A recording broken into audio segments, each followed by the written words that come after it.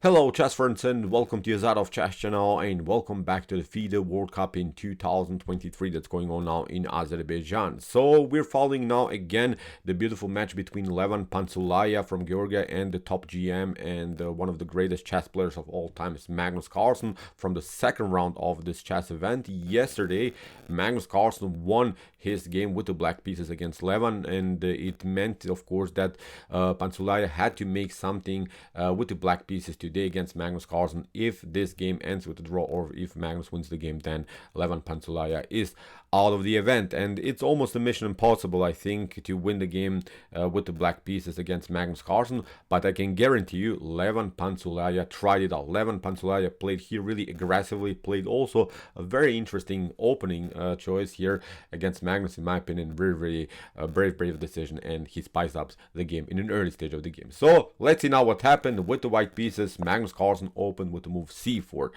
the English opening. We have now the symmetrical variation. After a couple more moves, the game transposed now into structures of the Benoni defense. So it's not the same, but of course d6 c5 setup is of course sort of a Benoni structure, and white has also advanced. The pawn has his main strength, I think, from white's perspective, has this space advantage in the center of the board by advancing the pawn to d5. So we have e4. Magnus supports the center, e6, and now h3.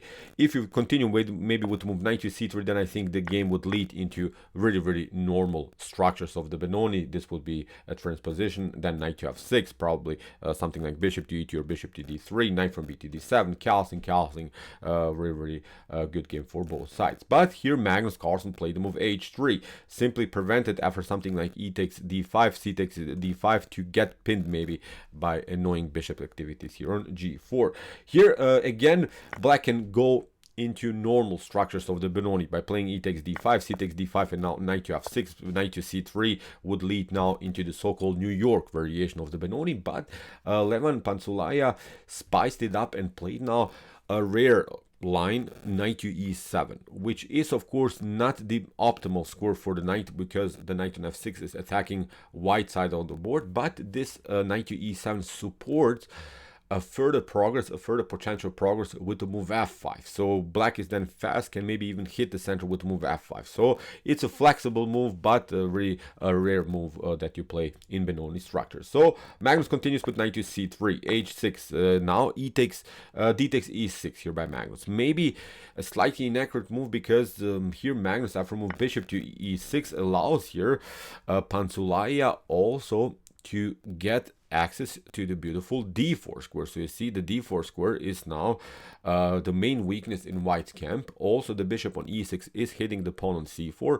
So with this move, with maybe a tiny little, I would say, not suggested move by top engines, here Magnus Carlsen already spiced up the game and creates a really unbalanced position where white and black have great chances, and from this point on the game becomes really an amazing tactical battle. So bishop to f4 by Magnus, hitting the pawn on d6. We have knight to c6 by Pantsulaia, getting use now of the d4 square that Magnus Carlsen allowed him now to attack. We have now queen to d6. So Pantsulaia sacrifices the pawn, but he gets now a beautiful activity here in place now, queen to a5, very aggressively against this knight on c3. For instance, if you play rook to c1 to protect your knight like this, then it's not so good. You get destroyed. Look how dangerous also this position can be for white. Rook to d8, you have to step back here to c7. There's simply no better square here for white. But now after queen to b4, I think this is devastating. How are you going to defend the b2 pawn if you play b3? The knight on c3 is hanging. So as I said, white has to be really careful. So that's why Magnus retreats. Here we have knight to b4 by Pantsulaia. He's trying also, for instance, if you move in some lines, knight to d5, then the issue is also knight to c7 is also a tactical problem. Queen to knight to c7, knight to c2, pardon me, I flipped the board a little bit here in my head. Knight to c2 is of course the possibility, then queen to c2 wouldn't be a possibility because of the queen's activity. So it's a tactic that Pantsulaia prepared here, of course not immediately, but maybe if something like this happens, if this diagonal gets cleared, then white could be in danger. So after move knight to b4, Magnus tried to kick away the knight from this very active square, but notice so far you can really never take out the knight like, because the queen is also attacking the rook, so there is a certain tension on the a file. A takes b4 is not a possibility. g4 by Pantsulaia, playing very aggressively here against Magnus Carlsen. Bishop to h2, rook to d8. You see, Pantsulaia gave up a pawn, but gained now huge activity, gained now a beautiful attack, has now really nice attacking formation, and has, I think, certain attacking flow. Again, I'm pointing out, as I said, if you try knight to d5, then you get simply this one. Knight to c2 is always a threat, so Magnus has to be careful. This beautiful move that white would love to play, knight to d5, is so far not possible here for Magnus. So that's why Magnus retreats here to c1. Pantsulaia hits now here this weak square in the position d3. We have bishop to d3 and now rook to d3. So okay, this is really active play by Pantsulaia. The engine doesn't really care so much about black's position. It's a really solid position for black. It's, I think, a beautiful open position where now black has the bishop pair crossing all over the board, and Magnus Carlsen has to secure now simply his king, because the king is exposed. But we have to say also Pantsulaia's king is still stuck in the center, and now Pantsulaia plays bishop to c4 without calcing, without securing his king, and Magnus uses now this moment and plays now a very interesting line, knight to d5. Hitting, of course, the bishop. Here Pantsulaia took, we have bishop to d5, e takes d5, rook to d5, but Magnus previously had the situation where Magnus was up a pawn. Now Magnus is down a pawn, but Magnus reversed here the activity in the game by giving up some pawns. Now Magnus is taking over, and he prevents now Pantsulaia here from castling. Really a nice psychological impact, I think, Magnus Carlsen created now in the game, because in the beginning of this game, Pantsulaia was on the attacking side, was in this attacking flow, gave up a pawn and had the initiative. Now Magnus Carlsen really tricked him, I think, into his own methods, gave up a pawn, but now Magnus is on the attacking side, and I think psychologically this game is turning a little bit here, and Magnus Carlsen has now really, as I said, this attacking flow. What are you going to do now from black's perspective? You cannot move, of course, the king. The knight is hanging, so that's why queen to d8. You see, with every move, Pantsulaia has to play now a passive idea. He's just now defending the position. Magnus Carlsen continues with queen to c4. A very nice idea, because if you castle, then rook takes e7 is simply winning the game on spot. Queen to e7 gets deflected from the rook on d5. After queen to c4, here Pantsulaia played king to f8. He tried to keep his pieces compact here, but of course now you have lost the privilege of castling, and although the engine gives here about equal chances, still I think, let's flip the board a little bit just to see this perspective. I would not really be satisfied now with my position with the black pieces so cramped. Still you have to lose many moves in order to somehow get the king somewhere, maybe then to activate the rook.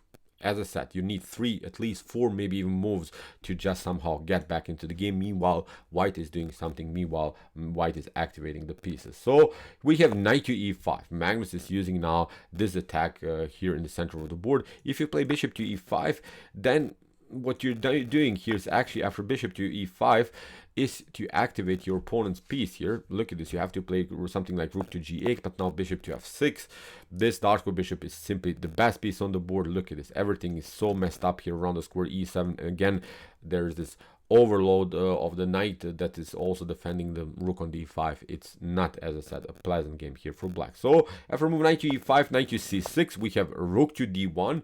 Very nice move by Magnus. Really interesting idea, because if you play queen to d1, rook to d1, pardon me, then you get queen takes f7, an amazing checkmate here immediately on spot. Really well stuff. So that's why after rook to d1, you see white has here the beautiful formation. All of Magnus Carlsen is down a pawn, but the activity is, I think, a great compensation for the lost pawns. Knight to d4, played by Pantsulaia. We have now king to h1, and now comes the critical moment of the game, where Pantsulaia made, I think, his first really, I would say, huge blunder in the position. He played now the move b5, and this move in the beginning I thought this is really amazing because you're keeping the flow, you're keeping the attack, you're keeping something, you're keeping your opponent occupied. But actually with this move b5, what you did here, you just improved the position of the queen of white. So the queen is now targeting, of course, the d file. We have a rook and queen battery on the d file.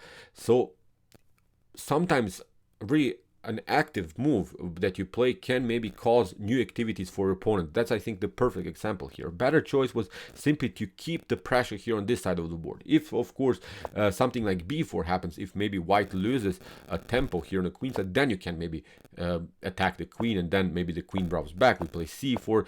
For instance, the engine suggests this line, really wild line, rook to d4, rook takes d4, and now knight to c6 to fork. You get here, and then black get challenged in this way. White gets the exchange back, bishop to d4, and now after something like this, rook to h6 can be played in order to include somehow the rook into the game. So it would be really the top suggested line now by the Stockfish engine. But here b5 is too early, because now Magnus Carlsen activates the queen here on the d file, and there is always the problem, where are you going to go with your knight? If you move the knight, then you lose the rook on d5. So that's the main issue. Now Pantsulaia tried to attack the king side, but it's simply too slow. Magnus Carlsen activates the pieces and plays now this fork. Again, I'm pointing out, knight to c6 is of course not possible. You get queen takes d5, and the game is over here for black.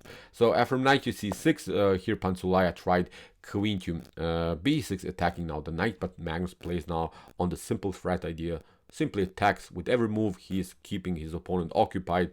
Black is always reacting while white is always acting now in this dynamic position. So rook to d8, Pantsulaia steps back. You see always the tensions on the d file. Pantsulaia never solved this issue, and now under high pressure he cracked simply and played now queen to g6, which is not the optimal way. In order to stay in the game, you have to play also an unpleasant move, bishop to f6, but still I think it's complicated. Look at this, bishop to e5, knight to f5, queen to f5, we trade off the rooks, queen to e5. Okay, black simplified the game enough by trading off more pieces, but still the rook is hanging, and now you have to step back with the rook, and now we take out this pawn. The material is equal, but look at this, rook to d8, always a huge threat. Pawn weaknesses here, c5, b5 weak, king exposed, so you don't have many defenders in front of the king. There are always check possibilities, even checkmate threats. This would be the best suggested now line for black, but look at this, the best suggested line is actually a bad line here for black. It's such a bad position now for Pantsulaia. After knight to f5, he cracked, as I said, under pressure, and now Magnus takes over, plays bishop to c7. If you go somewhere with your rook, if you stay on the 8th rank, then it's not so good, because you get bishop to d6, you have to step back, and then you get the fork on e7. So that's why rook to d7 has to be played in order to control the e7 square, and now Magnus Carlsen played the absolute stunning move. Pause the video and maybe try to see now the winning idea here for white. It's a beautiful forced checkmate in 5 moves, so white moves and wins the game.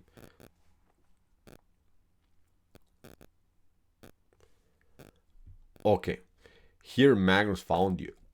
Absolutely beautiful move here, rook to e8. This is the way they go. Look what happens if you play king to e8, then here we have queen to e4. If you cover yourself with the knight, then the issue is this one, queen to a8, delivering a check. You can of course cover yourself with knight to d8, but now look at this, even the queen sacrifice is possible here. Queen takes d8, rook takes d8, and rook takes d8 is amazing checkmate. The knight is controlling the e7 square. Even if you try king to f8 to escape here, then the same pattern happens. Again, queen to e8, this dangerous check is happening. You can again just prolong the big game by covering yourself, but it's only prolonging the game for one more move, and the game is still over here for black. So incredible tactic in the end, but we have to say it, I really I'm satisfied with this approach by Pantsulaia against Magnus Carlsen. He played really actively, and this is the way they go, I think, against Magnus. But you see, Magnus is also a tactical beast, a tactical monster. He can play positionally, he can play tactically, he can play aggressively, he can play even defensively good. So this are his main strength. He can always have a certain flexibility in his approaches in the game. When we see sometimes only attackers, when their attack splashed, they don't know how to defend. That's, I think, a huge difference about Magnus Carlsen game. In the beginning, you saw he was on the defensive side, flipped really the dynamics in the game, sacrificed the pawn, but then he had the initiative. Really instructive game, I think, here, also played by the greatest, one of the greatest, at least, chess players of all times, Magnus Carlsen. So, okay, I hope that you enjoyed this game. I really enjoyed it a lot. Interesting ideas of the English opening, which transposed into this Benoni structures. If you want to see more commented chess games, here my YouTube chess channel, check out our commented chess games playlist, also our commented chess games played by computers playlist, where we analyze top engine chess games. And if you like this content, don't forget to subscribe to my channel. See you soon with some more videos, and what do we say? Chess is the best, of course.